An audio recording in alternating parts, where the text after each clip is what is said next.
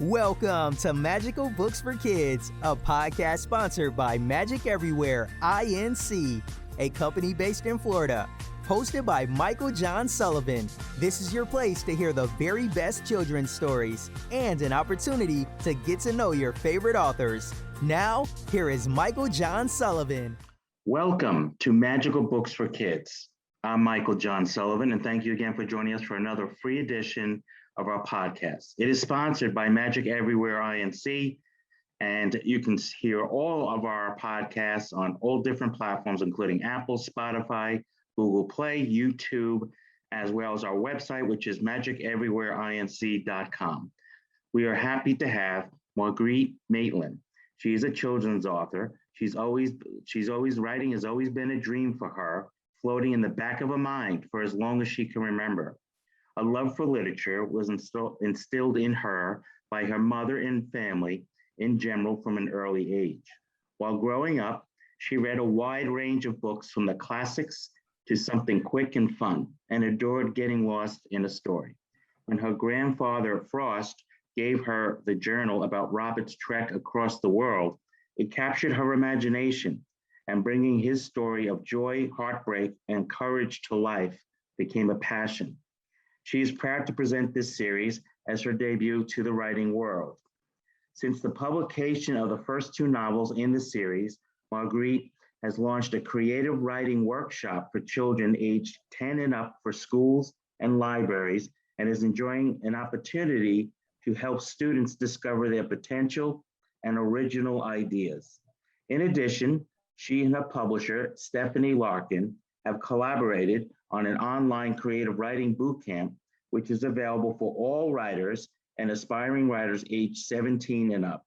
Sharing what she has learned about writing and helping others tap into their imaginations in creating stories is a happy accident. Margreit is an enthusiastic supporter of literature, education, science, wildlife, and nature, the source of which lies in being encouraged at a very young age by her mom to muck around in the mud, searching for hermit crabs and other tiny or large inhabitants of the natural world. She enjoys living on Long Island, where she is happily surrounded by beaches and with her two children and Mr. Frosty the cat. In her spare time, she can be found staying active and outside whenever possible and with her treasured family and friends. In the future, she looks forward to sharing many more stories. Margreit, welcome to Magical Books for Kids. It's an honor to have you here. Oh, well, thank you, Michael. I was thrilled to get your invitation, so I'm very excited to be here. And it's nice to have another Long Islander on our podcast. I am a Long Island lifer. I am definitely a Long Island girl. I mean, I want to visit every beautiful state, across the country, but I really do love it here. So yeah, it's beautiful on Long Island, and I grew up not too far from the ocean for about 30 years before I came down to Florida. So it's nice to have another Long Islander. It's just like two straight podcasts we've had Long Islanders on, so it's nice. Oh, well, yay. We're contributing to literature. That's good. That's right. Exactly. It's nice to meet people from Long Island that are into writing and reading. So First, let's talk about you as a child. Were there any particular childhood books that you loved to read? For me, I was always into sports. And my parents kind of gave up. They finally figured, well, if he's going to read anything, let's just get him sports books. Right. So that was my big thing. Were there any particular type of books or a particular type of author that you gravitated towards? I definitely loved animals. We always had, 2 cats and a dog, 2 dogs and a cat, a bunny, some baby squirrels that fell out of a tree. That was only a few weeks, but it was memorable. But so All Creatures Great and Small, that series, and the author's name just flew out of my head. But certainly I loved stories like that. I loved espionage and spy stuff like Tom Clancy. I loved Daniel Steele romance novels. I read Stephen King. And the classics. I always tried to read at least 1 or 2 classics a year. So my favorite book is Gone with the Wind, and my second favorite book is Anna Karenina. So both romances, but also historical fiction. So my whole family were just big readers, Mary Higgins Clark, Dick Francis, like I can just keep rattling off names as they kind of pop into my head. But I always loved just getting lost in a story. So Was that from growing up, your love of reading? Was that or was that something natural for you to just it pick was up it a was a book? natural thing for me. I gravitated towards, English and the arts. Many people in my family were very math driven, science driven. Mhm. And as a kid, it just wasn't my thing. I didn't feel comfortable. So I kind of gravitated towards the arts and the essays and reading. And also was a little bit like maybe I didn't always feel like I fit in. And when you read a book and you get lost in that story, you fit in. You're Sure. kind of lost in that world. And so it was a little bit maybe of escapism as an adolescent. I would think, thinking back, trying to be smart in hindsight, that's probably what was going on. But I did just love to read. I read all the time. Yeah, you mentioned that that you get lost in a story and everything, and writing is writing and reading obviously are two. I wouldn't call them lonely, but you need to be alone to focus and to be creative in that particular craft. Were you like that? I was a child that though I loved playing sports in the other parts of my life, I was very quiet and I was over analyzing everything, which I think writers tend to do. I was a people watcher, did a lot of people watching. Were you sort of like that as a I child think, yourself? I mean, I did do some sports when, I did like the little league thing. I wasn't particularly good at softball. Mhm. But I did some gymnastics. I don't know that I was all great at that. I did a little tennis. I was good at tennis. That's for sure. Mhm. So I played some instruments. My mother's a concert pianist. So I grew up listening to her Wow. play all of the classic orchestra, Beethoven, Mozart, I could just go on forever. So, for me, I think I just, it, I did do some, outside activities. My mother was founded the Environmental Science Center in our area. So we were always outside, mucking around, always going to the beach, etc. So, I just think the reading thing was just a way for me to learn about stuff, get lost in stuff, maybe escape from things. And I always wanted to write a book, but I wanted it to be original. And I Right. just felt like I enjoyed reading and I enjoyed all the stories that I chose, but I just didn't feel like I had an original idea. So when I got the journal and that kind of germinated for a while, that became, this series, about my ancestor. So it just kind of turned into my original idea. Yeah, well, a lot of first books. When I wrote my first novel, it was semi-autobiographical, published by Simon and Schuster. So I think what you're saying is that while you didn't have a quote unquote original idea, your idea spun from another thought, a real thought of something in your life that happened, and it sort of like takes on a life of itself. Did you find that when you were writing your stories that it sort of like Oh, took a life on it of itself? a 1,000%. My original concept for the book, because when I got the journal from my grandfather, he gave me this little wooden shoe. It's an old snuff box made out Mm, of mahogany, and it's mm, carved in the shape of a Victorian women's shoe. You can hold it in your hand. It's not particularly big, right. but it was Robert's. And it was very special to Robert because he got it from his older brother. And so he passed it to my great grandmother, and she passed it to my grandfather, and he passed it to me. So when he gave me the story, he gave me that shoe, and the story went in the filing cabinet, and the shoe went in a trinket place of honor, and it wasn't for several years before I remembered the journal and pulled it out and read it. And then my original idea was that the shoe would be the thing that travels through the generations. And I would take some of Robert's true stories. My Mm, grandfather has some cool stuff. My father had some cool stuff. So I was going to take some truth and fictionalize it and make the shoe kind of be the thing that binds the generations. And that was my original thought. But when I started to research Robert and researched the story and the town and the port of Hull and, everything that was going on in Southeast England at that time period, Mhm. there was no way I could smush them into 4 or 5 chapters. There was just no Right. way. And so I just started to write it, Mhm. and it just became Robert. I mean, the whole thing, it just became him. It really did happen quite by accident because it was not my original plan. So Yeah, isn't that interesting? You could put an outline out there. I know a lot of writers do this. I'll do an outline too, but it never ends up being what the outline is because, as I said, no. the characters have minds of their own, and they'll take you in different places and everything. So that's a Well, one. it's very much, it makes me feel like theater, it really is Mhm. very much like, when I did a little bit of theater in high school, and you had a character sketch. I mean, I mostly danced, right? So Right. I wasn't a lot of act, I mean, well, dance is in itself expressive, you're Sure. expressing your Sure. character, but we all were required to do character sketches. We were all, even though I had like, maybe 3 lines in the whole play. Mhm. And I was really in the background, but we were all required to do that. And even going to the theater and now becoming a writer, when I watch movies and I see somebody put a jar on a shelf and it's a close up, and Mhm. I know that whoever wrote that for a reason. Mhm. And in my head, I'm thinking they would never focus in on that jar on that shelf if it wasn't a device that they're going to come back to. Somehow it's going to catch up the character. It's going to become an obstacle. It's going to solve a problem. It's going to do something, because otherwise it's extraneous and they would have cut it. So I find myself doing that when So when I watch. yeah, so you're analyzing as you're Yeah, watching, and that yeah. writer's mind, of course, is creative and it's percolating, and you're Mhm. probably trying to figure out, what does that mean? What does that jar mean? What is it? Are there any words on it?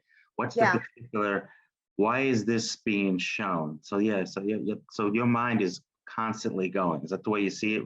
The way you feel during the? Yeah. I mean, I'm a movie person. I love also getting Mm, lost in a movie. no. I'm just love movies. I could definitely have to list it as a hobby Mhm. because Yeah. and my kids love movies, I have friends that love movies. So, it's a great thing to kind of come together and watch something really cool. I mean, all kinds of movies, whatever. But since I've started writing and been published and then created my workshop, and then the boot camp series that I did with Stephanie.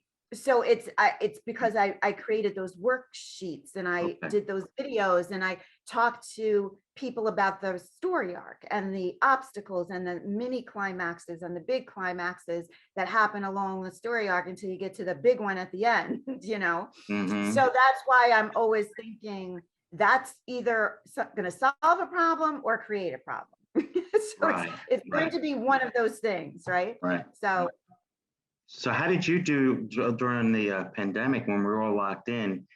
For me, what I did was it sort of like forced me off the couch and said I had two choices. I could feel sorry for myself because I had just quit a job and I decided that I wanted to start this particular business. Of course, it was the worst timing at all. So my choices were to basically put a cover over my head and hope that all this ends, or get to the computer, or the way I do it. I don't know how you write, but I take a notebook and I scribble in it and I write my chapters in there and then I transcribe them.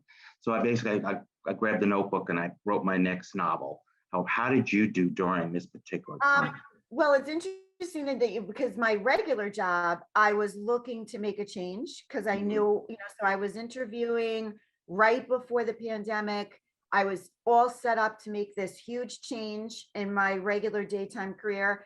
And then everything shut down. Yeah. And I pulled back and said, this is not the time. Like, I don't know what's going to happen. Originally, I thought it was going to be, it's going to be 2 or 3 weeks. Yeah, we all thought that. Yeah. Okay. Yeah. And now we have almost 800,000 fatalities, which is very sad to me, makes me very sad. But and many other people who recovered but are still dealing with long-term, health issues because of Sure. it. So Yeah. so Hmm. it's been devastating in my eyes anyway. That's so, but so how I dealt with it was just I worked from home for Hmm. several months, Okay. but my publisher and I put the writing series boot camp together. So I I put the notes together for my workshop which I created for libraries and author visits in schools. And I took that 6-page pamphlet and I expanded it.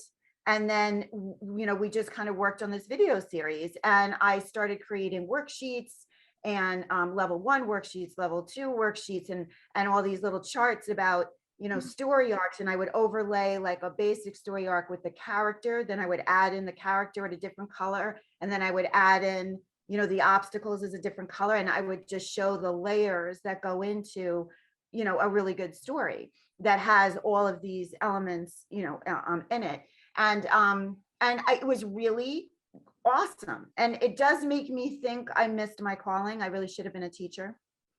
But so in a way, I guess it kind of was a happy accident, like I said in my bio, but it was really an incredible experience. And it also got me very comfortable with the camera, because Stephanie and I would do these recorded Zoom sessions, and like the whole class is really us talking about the elements of creating a good story. So it's not really like Blackboard instructional. It's just us really discussing, and then the meat and potatoes is in the workshop and the worksheets and stuff like that. So I was really proud of that.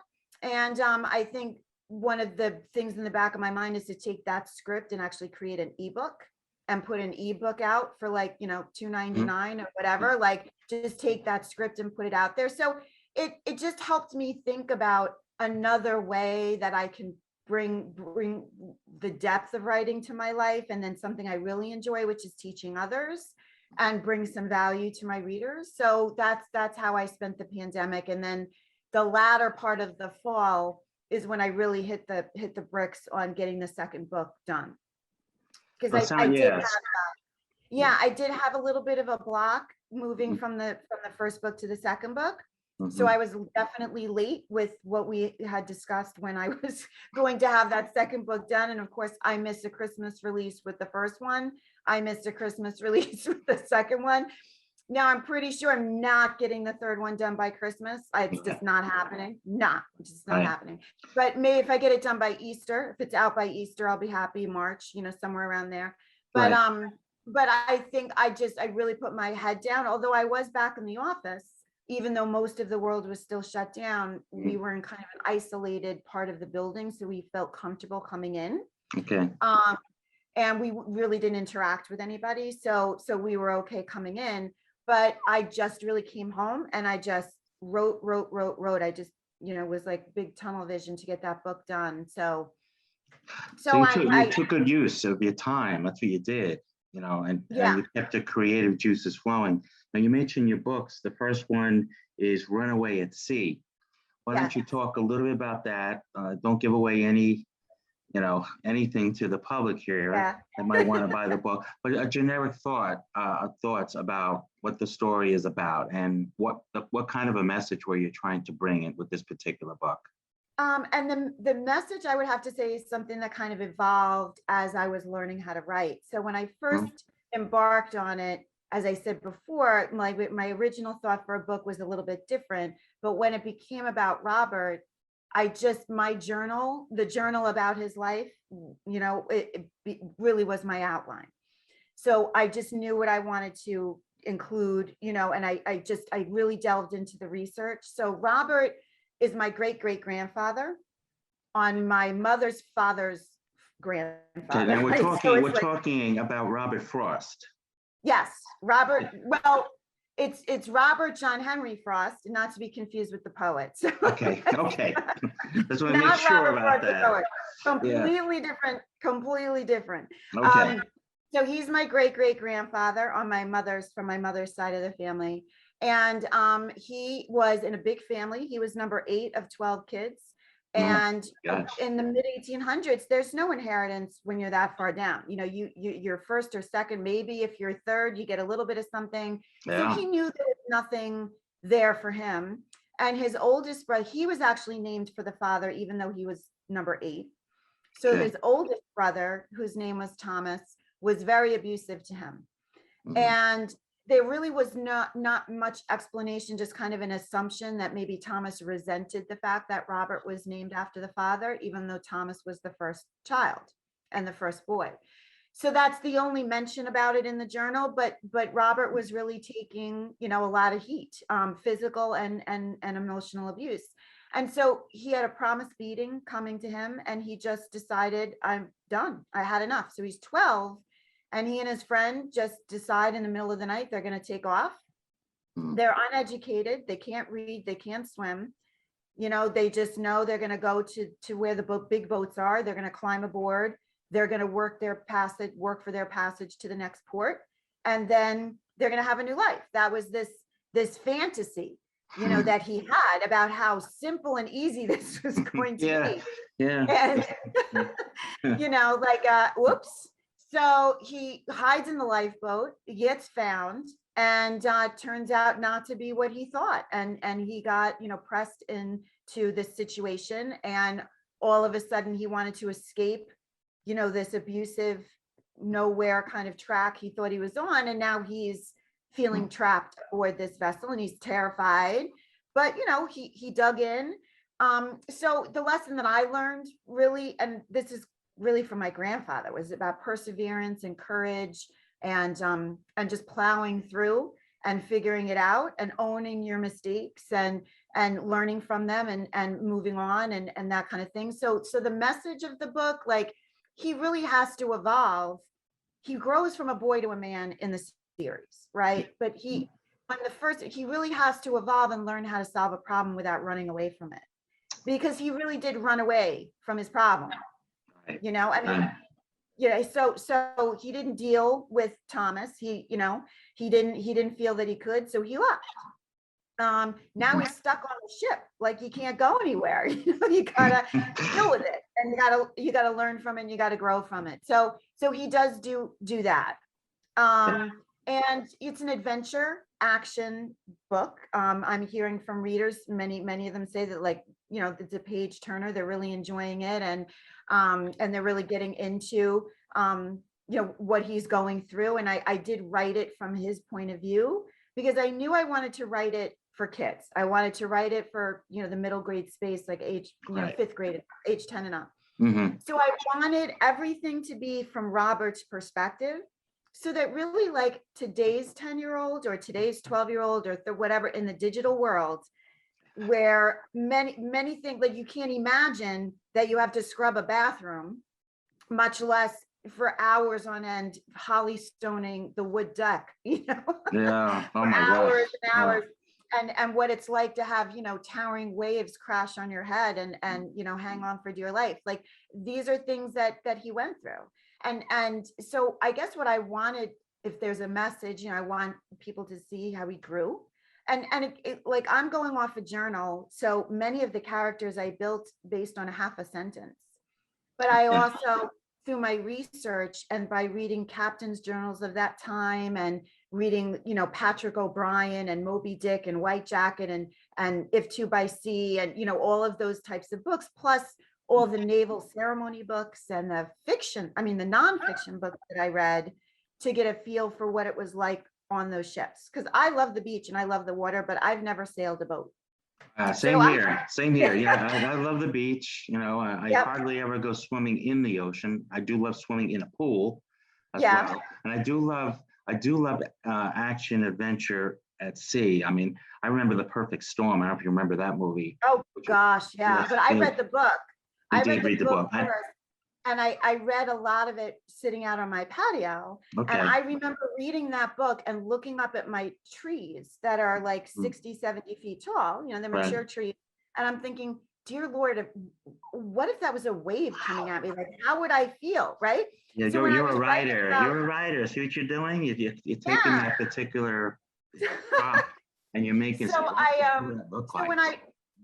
and for Robert, the same thing. Like, I found myself thinking the same thing, and I think they did a good job with the movie in The Perfect Storm, and I'm a George Clooney fan, and all of that. But the book is better, right? The book just blew me away. Absolutely blew me away. It's like Gone with the Wind. The movie is fantastic, but really they depart quite a bit from the book. So if you read the book, Scarlett has a much different experience, really, than what you see on this. But so even thinking about Robert, I'm thinking, if I was 12 And I have to go back to my adolescent when I was really scared about something. Right. You know, right. when was I feeling terrified? And I tried to bring that to his Mhm. character and Mhm. through those eyes. And I wanted kids to, maybe dig into history a little bit, maybe write something that's exciting and adventurous and may spark their interest in history in some way. So that's why I wrote it like that. Right. So Well, it was his point of view, as you mentioned. It's also your point of view because you have transformed yourself in that particular situation. Much like as you looked at the tree and you think this is 60, 70 feet, what would a wave look like? Basically coming down on the ship. That's a wonderful way to really incorporate your imagination into a story. So that's yeah, and Runaway at Sea was the first book, correct? first book, right. And the second book was what? Adventure at Sea? Adventurer at Sea. With Adventurer an at E. Sea, and that So the came out. ER, yeah, that came out at the end of June. Okay, and Mhm. so this is part of the series, correct? This is Correct. part So of it's the series. 3 books. Yeah, there's another book coming. Okay, yeah, So, that's the one that you're not going to make it for Christmas. no, But no, I don't know now. I feel like maybe that has to be my writing pattern. I'm just never going to make a Christmas release. Like maybe that needs to be my mantra, and yeah, just sure. have to let it go. You have to let some things go. Right, well, everybody can look. Everybody's Yeah. different. I mean, there's some books I write in like 6 months, and then there's other books that took me 2 years to get Yeah, well, this finished. one, because I was learning how to write, it took me Mhm. a long, long time. And Yes, when I yes, started this project, it was really a hobby, and my kids were little, and I right. was working, and I was, Yeah, you had touting them another around. job. Yeah, you were a mom and you were working Yeah, at the I was a time. Yeah, mom. Yeah, and I was working, and I was trying to keep the house clean, so yeah. so in between cleaning the toilets and taking my kids here, there, and everywhere, and helping them with their schoolwork, I kind of plugged away at this. But Mhm. I joined a critique group, which was the best thing I could have ever done for my writing. Because I'll Okay. tell you, my critique group doesn't let me get away with anything. And I love them, and they're very good friends of mine, and I respect them Mhm. because they don't yes me to death. Okay. If I bring, I'll bring 1,800 words to the group, and I'll work really, really hard. Because the other thing about the critique group is it held me accountable to get Mm. pages done for Exactly. every Yes. meeting, right? Yeah. Yeah. So I work really hard. I read it to myself. I do whatever. I bring it there and I read it. And all of a sudden on page 2 in paragraph 3, there's like 10,000 pronouns. And I'm like, who put all those pronouns in there? Couldn't have Yeah. been me, Yeah, you know? you find out you're repeating certain words, and as you said, it's good that they're not a yes type of group because you don't need that. No. But you also need encouragement and support as well. Oh yeah, Every there's a good way to give people constructive feedback about the writing. And exactly, exactly. in the original group that I joined was a pretty big group. And the guy who ran it is fantastic. I mean, he moved overseas with his wife and all of that, so we haven't seen him for a really long time. But Mm. he was fantastic at running the group, and he's the one who said to me, my original versions of the book were very, very dialogue. I mean, very narration. It was all exposition. I Mhm. was terrified of using dialogue because I just didn't know how, and Mhm, I mhm. didn't know whether I should be using Old English or like current Oh, language, or how okay. to deal with that, because I didn't want to make it hard to read. Right, exactly. Yes. Yeah. So So you I have to take some liberties to make it. Yeah. So I started to dabble a little bit in the dialogue because that was the feedback I was getting from the group. Mhm. And then the man who was running it, his name is Steve, and he said, when do they go to the bathroom? They, when aren't they seasick? Like they don't know how to swim. They've never really been on the water. Like, and he's the one who sparked in my head, like, you have to bring the realness of life, which is Yeah. sometimes gross, Yes, it is. into this, Yes. right? Yeah. Yes, So, exactly. so that's how I ended up doing all kinds of research about the ship's head and the Mhm. officer's head. And I have them going to the bathroom. I have them peeing over the side. I have them getting sick with dysentery, right? They're throwing up. Like it's, Yes. it's, Yes. they're really experiencing like Right. all the that we all go to the bathroom every day. Like we shouldn't hide Yes, from we it. do. Yeah. It's natural, right? Like Yeah. everyone does it. So it just made it more real to me. And I'm very grateful for having that type of feedback to That's ground good. me in what was real. Yeah. Yeah. So why don't you talk a little bit about the second book? Obviously, it's a follow-up to the first book, As I said, Yeah. we don't want to give away too many things, but just Right, a generic feel what book two is. Generic. So it really continues his adventures. He's a little bit older at the beginning of the first book than in the second book, which it's again, the passage of time is always a tough thing to deal with when you're writing, because you don't want the reader to feel left behind, but you need to push the story forward. So that's always a tough bump in the road, I find. But he's really kind of into his own groove, as a real salty dog kind of teenager. Like he's on a whaler, so it's a lot less structured on a whaler than it would be on a naval vessel, like under military command. So it's a totally different crew. They're very joking around, they're very casual. And these men on the ship really feel as if they're raised that these boys, that the boys came to them on their ship when they were younger. And so now they're like 3 years has gone by. So, he's having a good time. He's having a good time. And, but like any story, there has to be blood on the page. That's true. Somebody's got to die, or somebody's got to feel badly, right? I mean, it's emotional blood or it's real blood. That's right.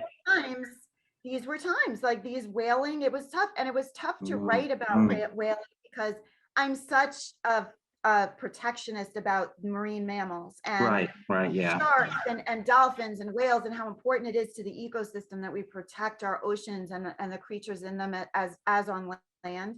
So that's a real passion area for me. So it was researching whaling was really tough, really, really tough, because these, we as a society had no idea how intelligent these creatures really were, and really just saw them as a commodity and not as a family, not as a sentient being, not as a, and it was very harsh and callous and gory, like very, very gory. So when I brought those pages to my group, I'm like I want to be real about what whaling was, but I don't want it, because kids today, they don't want to read about a whale getting killed. Like that's tough. Oh no, I understand that, but you're correct though. As a writer, and I had to do this with my next novel, which is out in March, and it's about, I had to do research on World War II, on how prisoners were treated by the Japanese. Oh gosh, that's terrible. And I listened, and on YouTube, there are prisoners the former prisoners, and they give accounts of what was done to them. So as you said, they don't want to read about those particular accounts in history, but it's true. It's real history. It's whaling. Whaling is, as you mentioned, is just a gory thing. So as you say, you don't want people to be turned off, but you have to have an element of reality. Yeah. Even though we're doing fiction, you have to have some reality to the whole thing. So I understand that. Yeah, I mean, I'm certainly writing for this age group. I really feel a sense of responsibility to be accurate. I can't stand the historical fiction ones that come out that completely depart from reality. I mean, unless you're in the science fiction space, in which case anything goes, right? You just create exactly. Yeah. It's a little bit nutty, and that's okay. But if you're really trying to ground yourself in a real historical time period, I feel like you have a responsibility to make that accurate. And so that's what I tried to do, but I am very meticulous about the research. I mean, I could be writing one paragraph, and it could send me, down a Google rabbit hole or to the library for hours to just construct one paragraph, because I feel like it has to be right. Yeah. I mean, I researched World War II. That was one part of my book, and then I researched first century Jerusalem. That was another part. Oh my gosh. Yeah, but you get lost. So as you say, you go down the Google rabbit hole, trap. I mean, that's the type of thing. So we are talking to Margreit Maitland. She has written a series, and Runaway at Sea and Adventure at Sea. So you have a title for the third book, which comes out, I would assume, next year. So have you gotten with the title yet, or? No, I haven't thought about a title yet. This book is definitely going to be different from the first two. The first two are very nautical. and Okay. all really ocean based.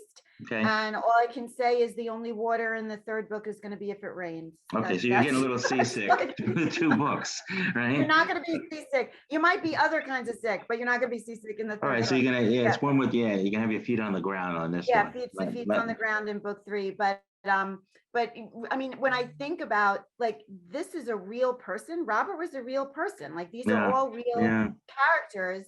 And, you know, so many things could have gone wrong for him. I mean, a million things could have killed him on any number of the ships that he was on, and the jungle he got lost in, and, you know, all of those things. And he persevered. He figured it out, and with a little bit of luck and a little bit of wit, you know, quick wit, he survived, and now I'm here. Like, I think, like, if he didn't survive any of those things, we're not talking right now. and like I wouldn't be here. So and it, I mean, and the shoe thing, like I can hold the shoe, and he held it, and it's really kind of, it's a very cool thing. Yeah, what a crazy thing, because I was thinking about that the other night, right? And this is the craziest things that you start thinking about at 2:30 in the morning. I was thinking, well, if my grandmother and grandma never had sex, I wouldn't be here. If their grandma and grandmother that didn't have sex, they wouldn't be here. That's right. I said a lot of things had to happen for me to be here. So I better take advantage of the days. And it's sort of like what you said, is that if it wasn't for him, and if he didn't survive those incredible journeys and challenges, that you wouldn't be here. It's very, very interesting. Yeah. And I'll have to say, like, you know, it's not unlike many immigrant immigrant stories, right? I mean, I don't write this as an immigrant story, but technically he was an illegal immigrant, right?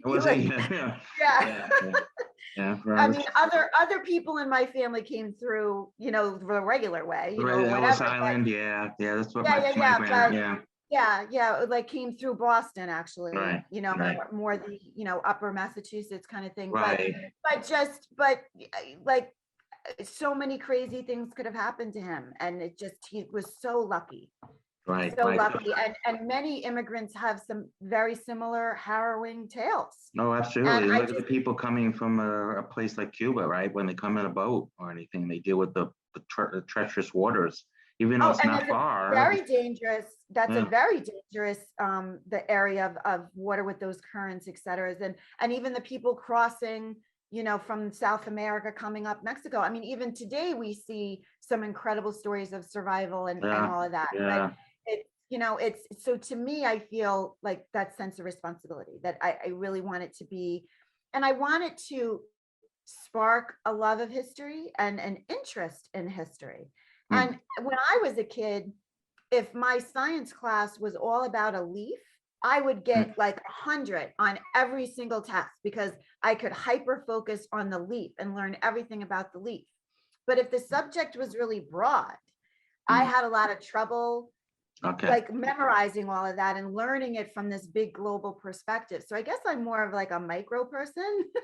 Right. You give more attention to the little details as opposed to the little details. So I'm thinking, like, if this gives kids like this nautical piece of history that they may not have otherwise been interested in or known about or learned about, and it sparks a little bit about learning about the age of sail and you know, how did we chart those currents? How did these boats navigate? No radar. No, exactly. You know, there's no GPS on your cell phone there.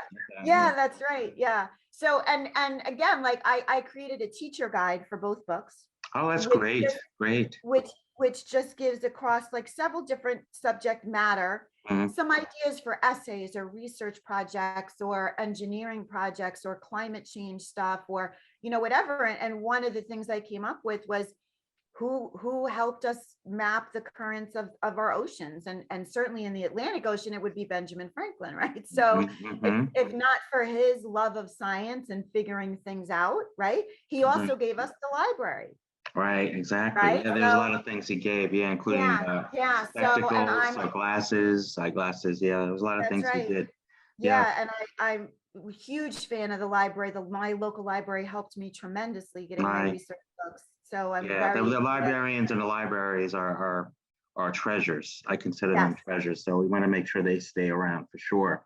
So we're talking to Margreit Maitland. She's written a series of books Runaway at Sea and Adventure at Sea, and there's another book coming out next year. How do people find this? They can find it on Amazon. There's a particular website. I'm trying to also direct people to the Barnes and Noble too, because I'm trying to get the attention of Barnes and Noble. So well, exactly, you want to help all the bookstores. Yeah, I am trying to get it picked up to actually be carried in the book, so in the stores, but it is online at Barnes and Noble. It's also on Amazon.